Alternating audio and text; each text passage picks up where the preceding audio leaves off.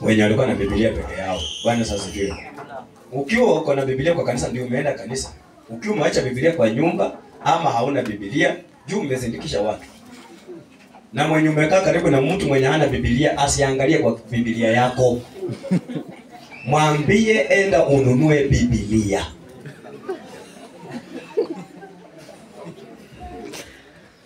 Bwana sasa asifiwe.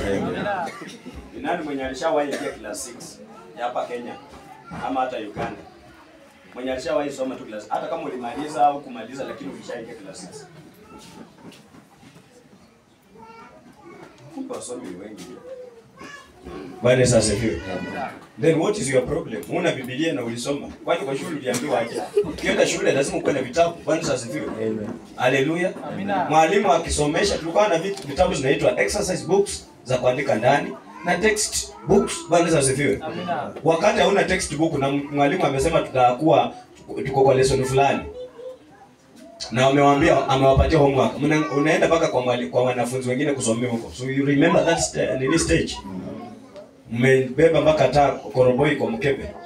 Unaenda huko kusomea huko kwa sababu ndio yako na text book. Haleluya. Bwana Yesu asifiwe. Haleluya. Nataka tusome neno la Mungu. Msomaji, tuanze aya ya kwanza. Mstari wa sura ya 13 tuanzia mstari wa kwanza. Kitabu ni cha Mathayo mtakatifu. Yes. Sura yake ya 13 kuanzia penyewe. Yes. Siku ile Yesu akatoka nyumbani. Siku ile Yesu alitoka nyumbani. Ndio ina maana alikuwa na nyumbani. Kwa hivyo wale wanaulizanga maswali, Yesu alikuwa na nyumba. Huwezi toka nyumbani kama huna nyumba. Yesu pia alikuwa na kwao. Akaketi kando ya bahari. Akaketi kando ya bahari. Wakamkusanyikia makutano mengi. Watu wakamwendea makutano mengi kama siku ya leo. Watu wako hapa kwa ajili ya kulisikiza neno la Mungu. Tuendelee. Hata akapanda chomboni akaketi. Hata akapanda chomboni akaketi. Na ule mkutano wote wakasimama pwani. Mstari wake wa 3. Twende. Akawaambia mambo mengi kwa mifano. Akawaambia mambo mengi kwa mifano. Akisema. Tazama. Mpanzi alitoka kwenda kupanda. Mpanzi alitoka kwenda kupanda. Hata alipokuwa akipanda. Mbegu nyingine zilianguka karibu na njia. Mbegu zingine zilianguka karibu na njia. Ndege wakaja wakazila. Bwana Yesu asifiwe. Naomba nikuulize, hii shamba ilikuwa wapi? Ama hii mbegu ilianguka Yesu alikuwa anaenda wapi ndio zikaanguka kando ya njia?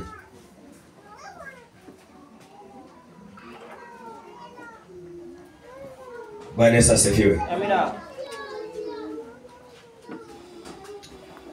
Ukristo na wokovu ni kitu kimelinganishwa na shamba. Bwana Yesu asifiwe. Amina. Na neno limesema alipokuwa akipanda, si alipokuwa akienda. Biblia imesema alienda lakini kipindi cha kupanda. Kumbe mwenye kurusha alirusha mbegu ikaanguka ingine kando ya nini? Ya njia. Unajua kando ya njia kuna vitu ambavyo havitafanyika kwa hiyo mbegu.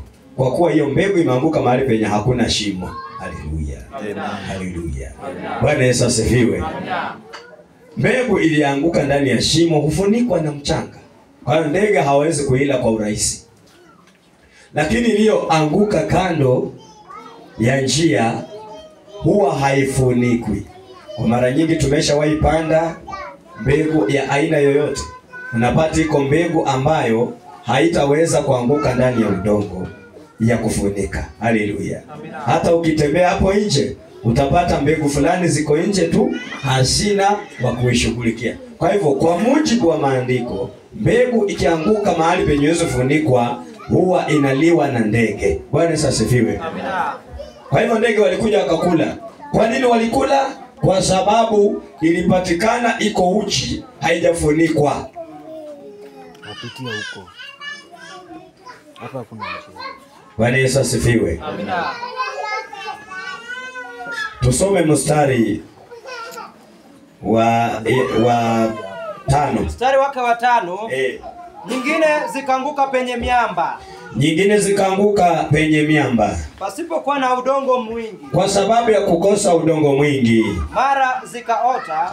Mara ziliota. Kwa udongo kukosa kina. Maana ya kuota ni kuanza kumea. Bwana asifiwe. Amina. Lakini kwa sababu mahali pale umekosa urefu ya udongo. Tuendelee. Mara zikaota kwa udongo kukosa kina. Yes. Na jua lilipozuka, jua lilipowaka, ziliungua. Na kwa kuwa hazina mizizi zikanyauka. Bwana Yesu asifiwe. Amina. Kuna kitu ambacho pia unafaa uelewe hapa. Ya kwamba katika kupanda zile mbegu zilianguka katikati ya miamba. Uelewe kwamba mwamba huwa haina uwezo ya kufanya mmea wote umee alafu ile mizizi iende chini. Kwa sababu nguvu ya mmea wowote ni mizizi. I don't know katika Ukristo wako mizizi imeenda mpaka wapi. I don't know kama katika Ukristo wako ulifunikwa. Haleluya. Mtu mwenye hakufunikwa huwa anakulwa na kila